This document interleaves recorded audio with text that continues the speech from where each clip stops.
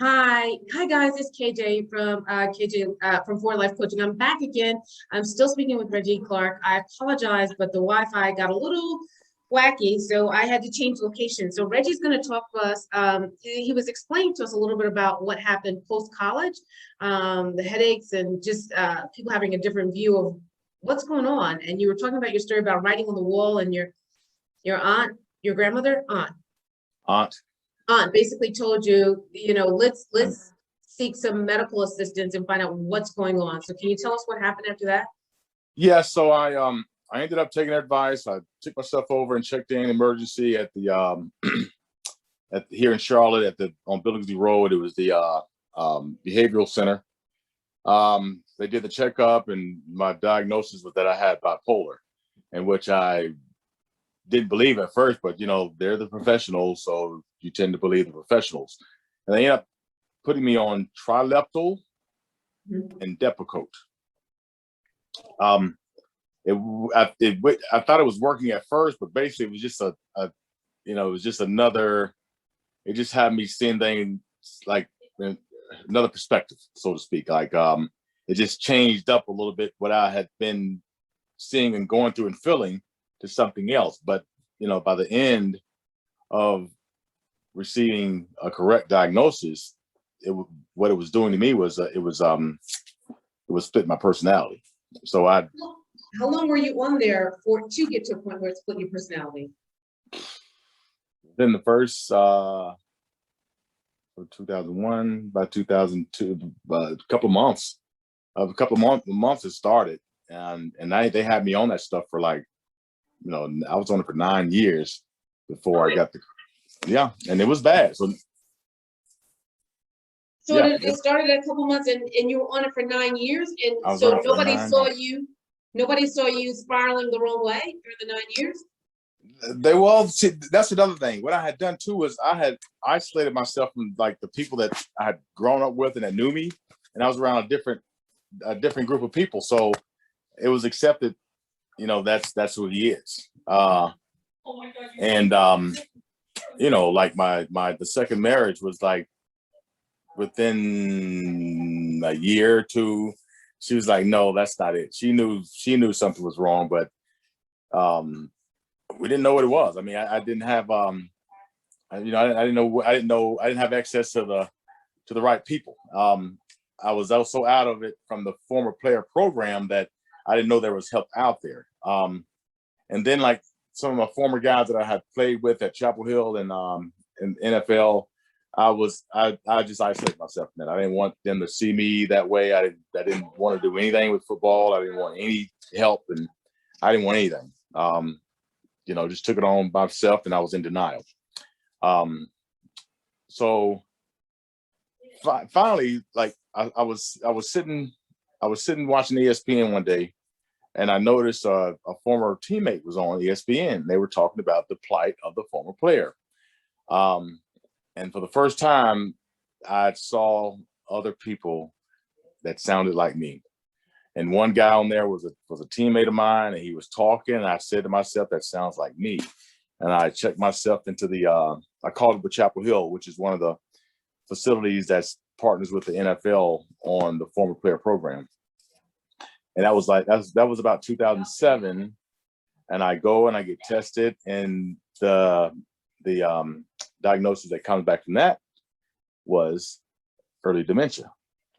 Wait. What age were you? They said early dementia. No, what age? That's 2007. So I'm probably 38, 39, 30, 37, 38, somewhere in there. I don't know if you know this, but the age for early onset Alzheimer's is right around 29, 30. Oh, so, okay. Yeah. So this is around then. This is around 30 something, and I came back and I was still in denial. No, that's not that. That's not what I don't believe that. And basically, I just used that as whatever, whatever, how crazy I was. That was just my get out of. If I ever was to get in trouble, that was my get out of jail card, so to speak. Which I didn't do anything to get in trouble to go to jail. So thank God, or harm anybody or get harmed. You sound like old people. You know how old people say, well, you just have to forgive me because Because I'm up in age, honey. You're not thinking no. Right, Right, right. right. But then I talked to a college classmate, Kim Brown, aka AJ. She told me the story of her calling me once, and she said in the conversation I was talking about 5 things at one time. She then called a former teammate of mine, and who would eventually be the head of health and wellness for the NFL, Dwight Howard. And first Dwight came in, and I'm thinking that Dwight's coming in to check out something, just to get some production work done. And he's there to basically monitor me. And, I guess so I guess he reported back to the NFL, then another friend, same thing. And by the third friend, she just picked up the phone in front of me and called the NFL. Told him that this is a former ball player. This is what he's going through. I just walked in his house and he's told me the same story over and over. And the process started. So this is about 2009 now. Process started where they got me in the former player program. And, I did all the running around to Atlanta, and Atlanta was the first place.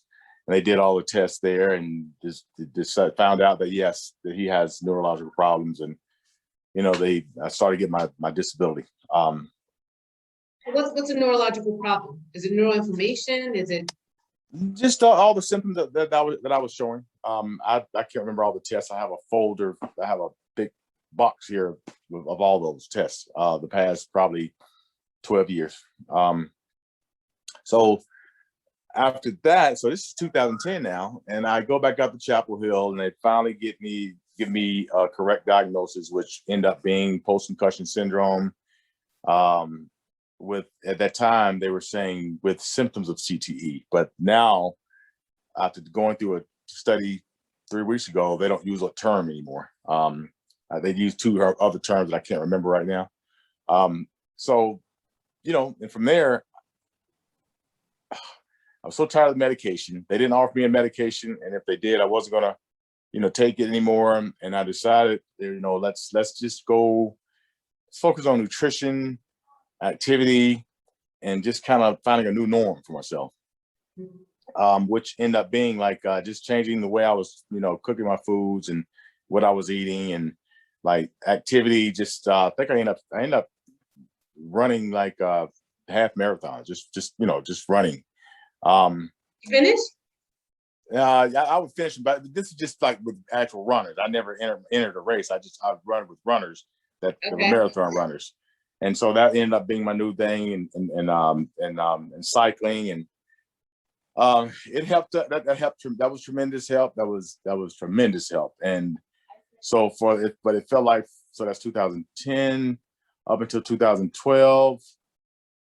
So over the next 4 years, it just seemed like this new norm was coming on. I was figuring things out. I was learning what to take out of my life, what to add in my life, and it felt like I was, healing all over. So by, I want to say 15, maybe 2015, and by 2015, I was back coaching over at the school, but I could tell there were issues with my memory. And at the same time, I was introduced to a Dr. Brown and a medical facility called HealthSpan. And at the time, Where's HealthSpan is here in Charlotte. It's in Charlotte, North Carolina. Dr. Brown, which I think he's retired now, but at the time they were doing a study using neurofeedback for the post-concussion or TBIs. I volunteer with several other, maybe 30, 40 other ball players and former players. And basically the treatment was, there are 2 types of neurofeedback. I can't remember, but they hook you up, and it's like, it's probably 30 minutes, twice a week, 24 treatments. And by the end of the 3rd treatment, I could tell the difference, because when I walked out, the lights popped, and like my ears, and I didn't have this ringing that I had that was driving me crazy over the years. And wow. And that's when I first felt what that anxiety, I didn't have this certain feeling like something was crawling at my back, my spine, which later turned out that I had this anxiety problem all my life, but the football covered it up and the concussions exacerbated it. and there was a relief. They say that student athletes, or they say that student athletes usually start having anxiety around age 6. Okay. That was the NCAA report that it starts at early. And with the neurofeedback, I was reading an article, one of the articles on you, and I think it's the doctor that you're talking about. And he was saying that, I guess when he first met you, you were like more of a shell of what you really and truly came to be. Yeah. And he was stating that, I think he said the neurofeedback, you had made like a 35% recovery, I think. Mm-hmm. And he said to equate that to layman's terms, that would be like you started off probably at a D with regards to this. And by the time you finish, you were at a B plus. All right. I'd say that. All right.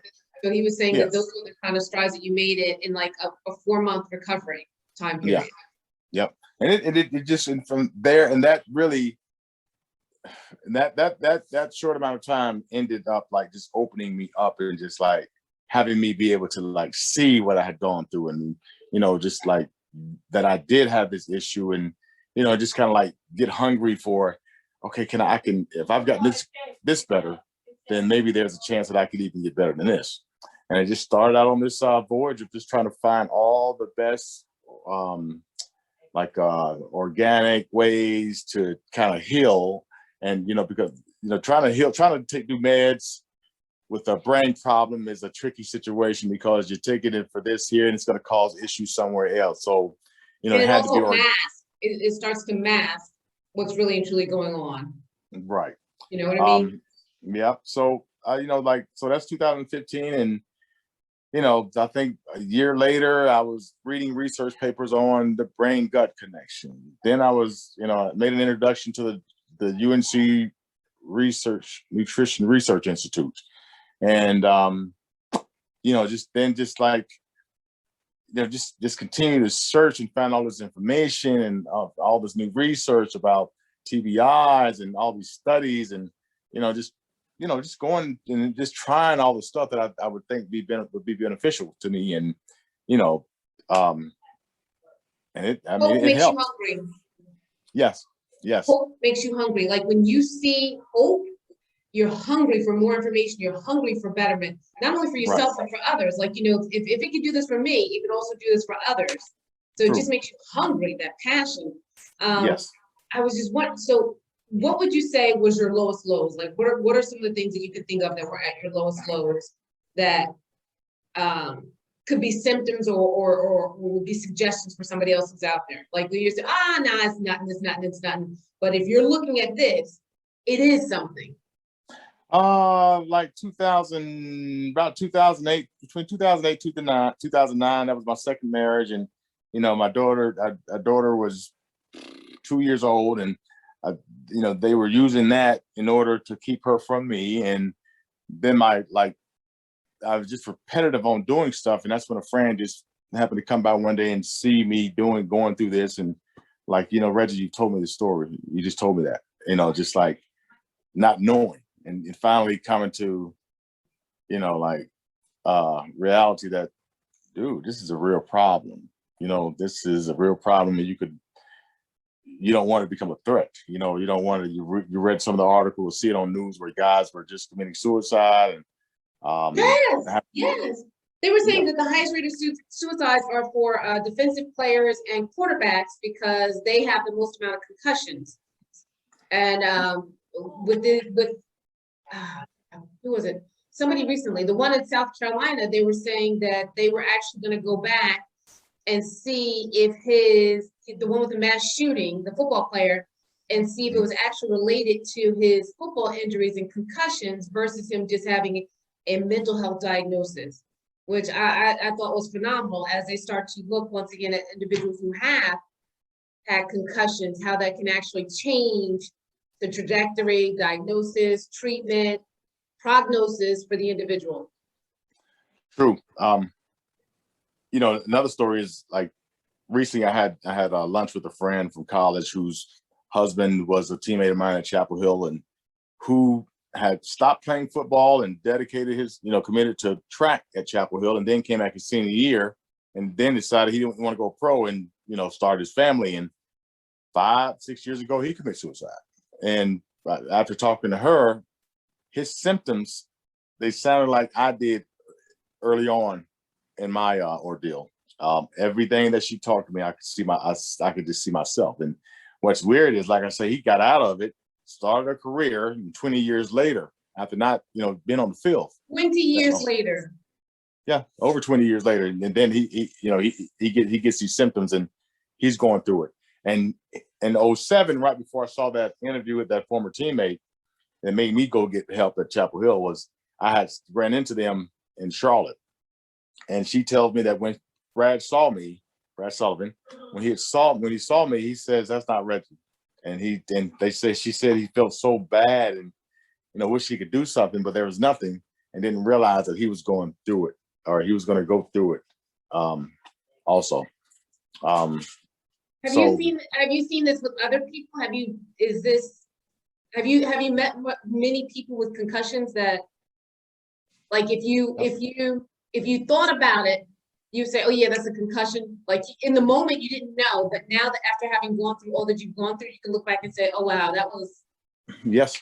I mean, I was getting my review up at the Harvard UPMC study 3 weeks ago, and it was I was leaving, and the night before, the morning there, or the day before, the guy here had committed that atrocity. And as the doctor was telling me some stuff about isolating, I then go to the airport, get on the plane. I'm reading an article about the incident, and some of his friends stated that, you know, lately he had been like a Lone Ranger, just spending time, you know, just alone. And I'm like, yeah, this guy's going to come up, and he's going to have, like, they're going to find out that he had either CTE or it's related to football, because that sounds like it.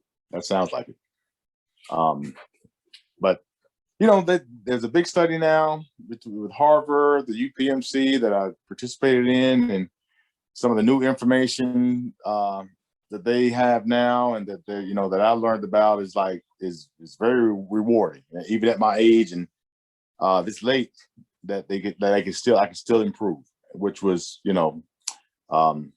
which was a thrill, just to think that, man, okay, I can even get better.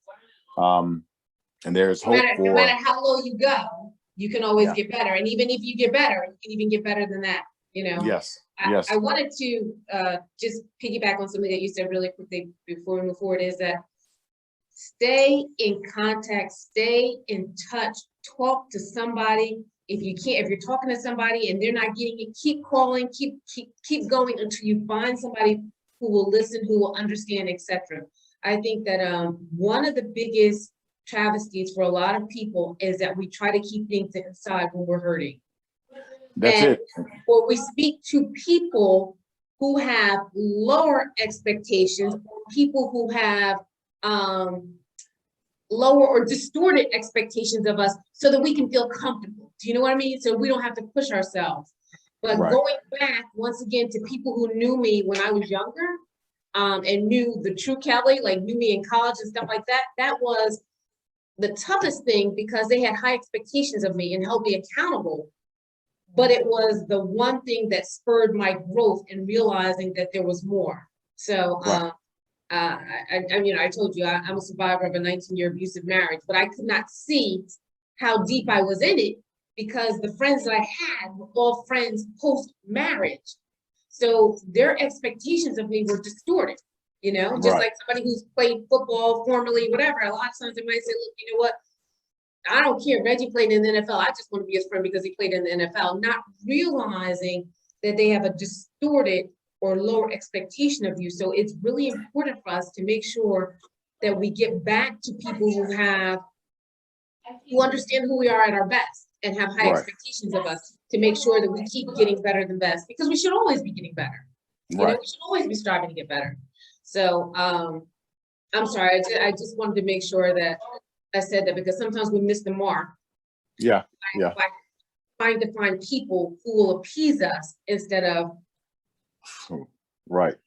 being honest with us. That's it.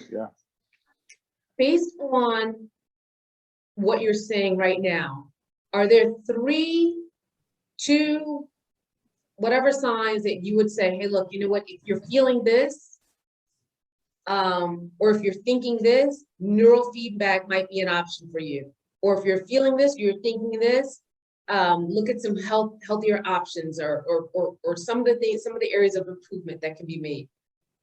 Well, the first thing I would do is just like I'd say do is, I mean, just seek out help, like mental health, like behavioral health. Is you know, in the past it was like it was looked down upon, but we all could do with some mental health checkup. I mean, it's a crazy world nowadays, and you know, the focus isn't always on the correct things, and you know, and people do want a piece just to be around you for, you know, for certain things. But there's nothing wrong with going to get a checkup. If we can go take our cars in to get a checkup, oil checkup and all that, we can take ourselves to get a mental checkup. You know, once or twice a year, if there's nothing embarrassing about it. I mean, I do it, you know, I check myself and also go get you know, a professional checkup. And just like, you know, if you feel like you're isolating, check yourself. You know what I'm saying? Like, you know, and if you're close, try to stay close with your family and friends. And even if you're upset at them, and if they care about you, they'll do the same for you. So put yourself around people that, you know, care for you, and that know you and familiar with you.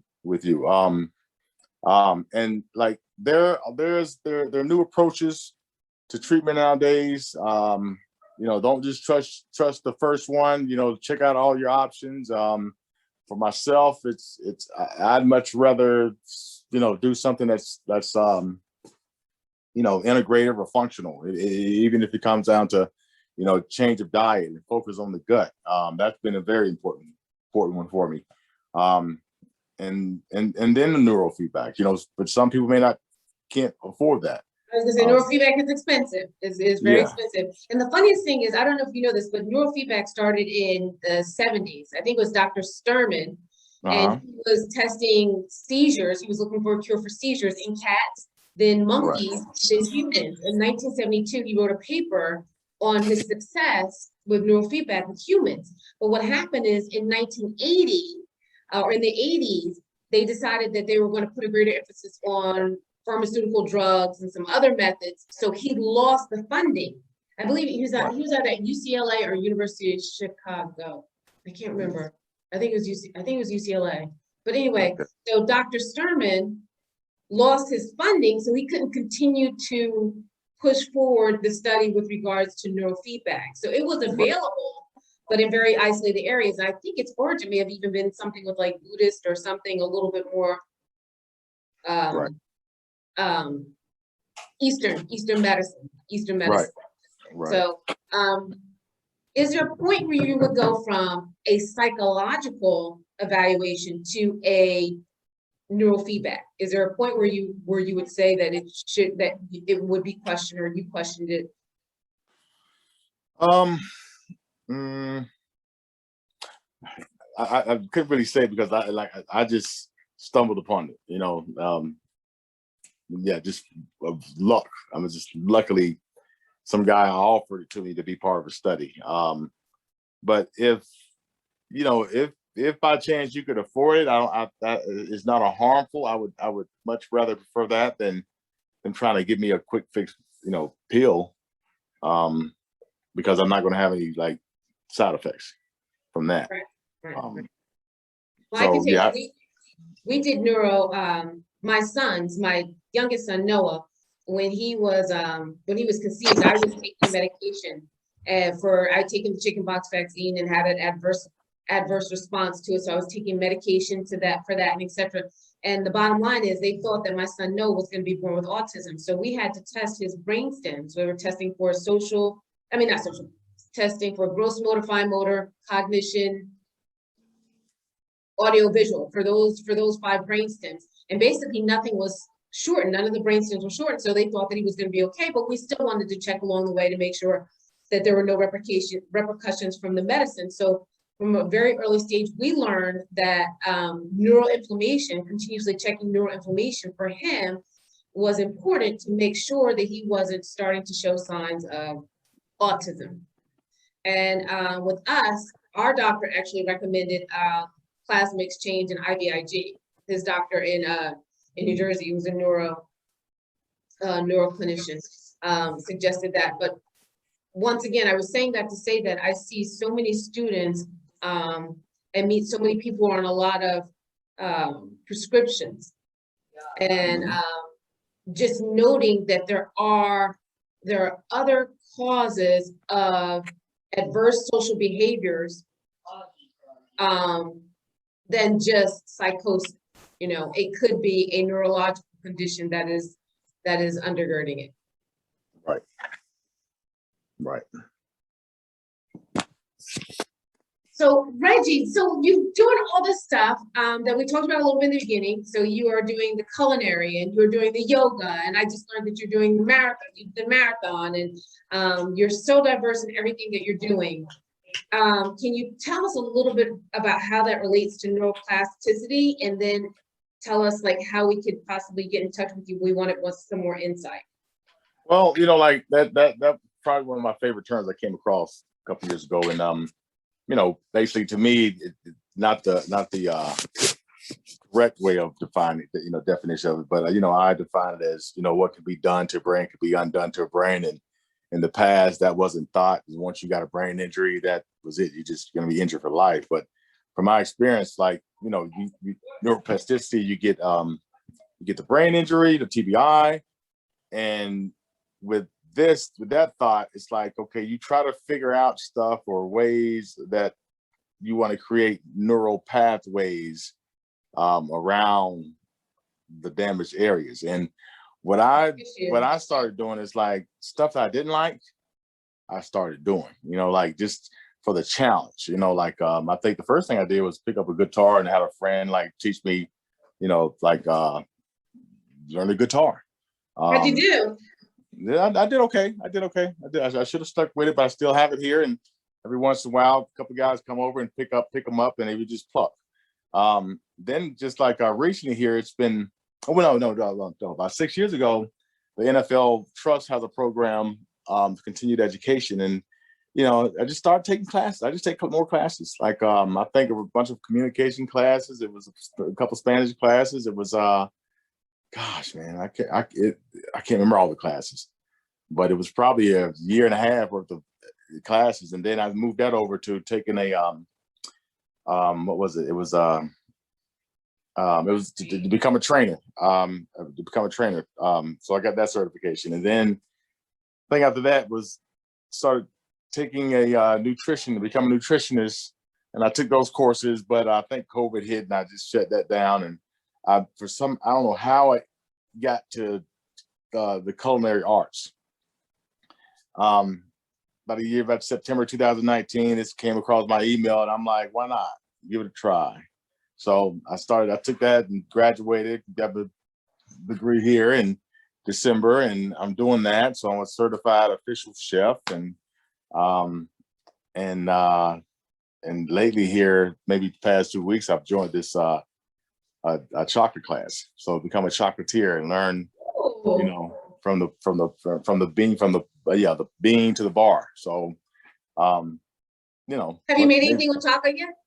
I just got all my stuff. Like I said, I joined the class 2 weeks late, and so I got 2 weeks to catch up, and I just got all my materials, and it came through Amazon here, and I'm just looking at them piled up on the table here, and I have one piece I need to get, one last piece, and that's my granite or marble to make the chocolate on. So, you know, like I said, I do stuff what I wouldn't normally do just for the challenge, and I might not like it, but some way, somehow, you know, I end up liking it. And I think this is part of, like, you know, keeping that brain active and, you know, always challenging it and creating those new neural pathways, man, to keep this thing going and growing, and, you know, making you feel better about yourself.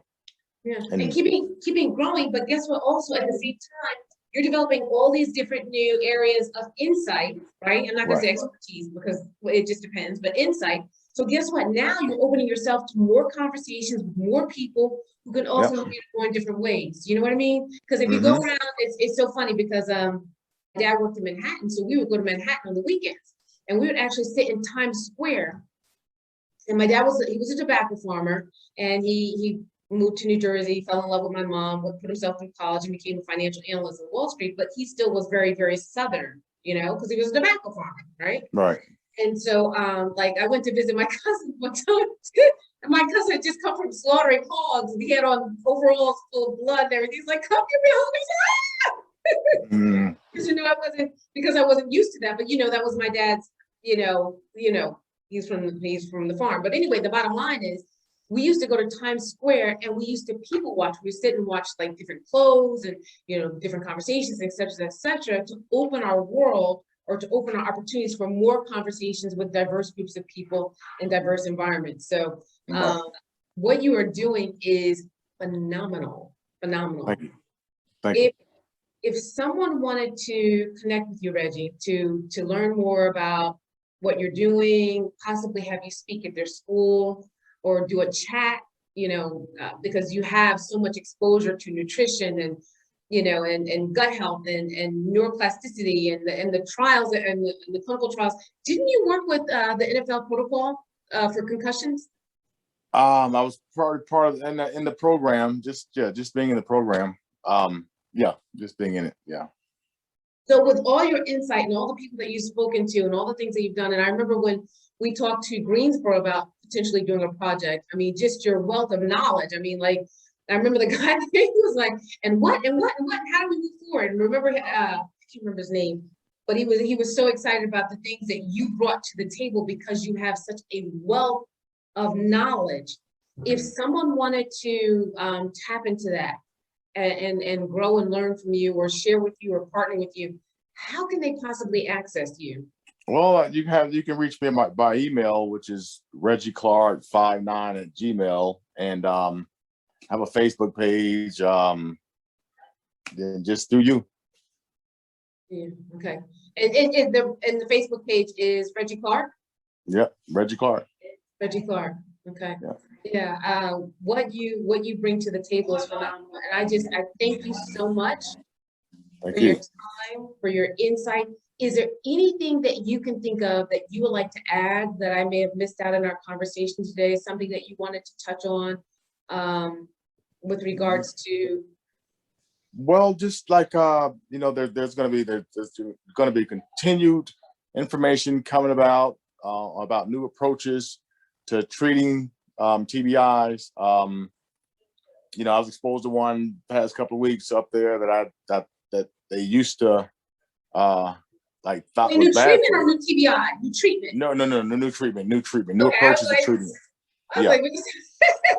Yeah, new ways of looking at it, and what they thought was bad way to kind of treatment is now known to be one of the better ways of treating it, basically by, you know, exposing yourself to the things that kind of bothered you, exposure therapy, where, for example, like, you know, you get a concussion, they got you in the dark with sunglasses on and no stimulation. Now with exposure therapy, no, they want to expose you to those little, you know, those details that used to be thought of as bothersome.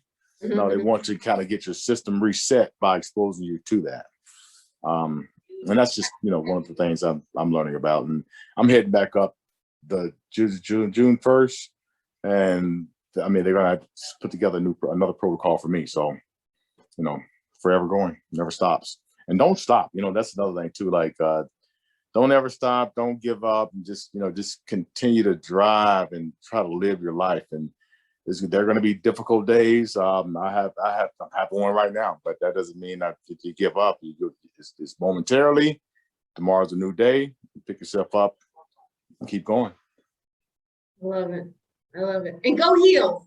Go Heels. Go Heels. Did you go to school with Hubert? I sure did. Okay, I thought you were right around the same time. Cool. Yeah, I was there. He doesn't know me. I said hi to him a couple times, you know, because university, there was a football wall and there's a basketball player wall, like in front of Greenlaw, whatever. Yes. And I just remember saying hi to him, and he knew all my friends that I hung out with. But anyway, so thank you so much for everything. We're gonna connect you with Michael Jordan somehow, some way, because he will hopefully hear this. All right, sounds good. We're looking for the Facebook photo or something like that. But once again, Reggie, thank you so much for everything, your insight, your journey, your triumph is amazing. And like I said, it's a testimony for you, but it's also, it will provide hope for many people, many more people than you could ever imagine. So Okay. Thank you. thank you, Reggie. All right. Enjoy the rest of your day. You too. Bye-bye. Bye-bye.